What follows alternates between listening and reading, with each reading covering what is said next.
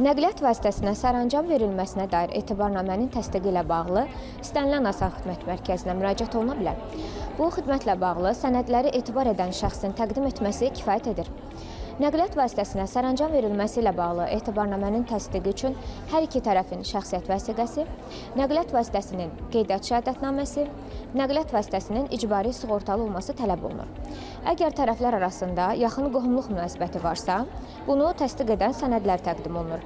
Qohumluq münasibətlərini təsdiq edən sənədlərə dair məlumatlar elektron informasiya sistemində əks olunduğu halda sənədin əslinin təqdim edilməsinə ehtiyac olunmur. Etibarnamə ərə, arvada, uşaqlara, valideynlərə, babaya, nənəyə, nəvəyə, bacıya, qardaşa verilərsə, dövlət rüsumu 15 manat, xidmətə görə tutulan haqq 2 manat 25 qəpik təşkil edir. Etibarnamə digər vətəndaşlara və ya hüquqi şəxslərə verilərsə, dövlət rüsumu 30 manat, xidmətə görə tutulan haqq 4 manat 50 qəpik təşkil edir. Qeyd edək ki, nəqliyyat vasitəsinə dair sərəncam vermə hüququnu nəzərdə tutan etibarnamə 1 ildən artıq müddətə verilə bilməz.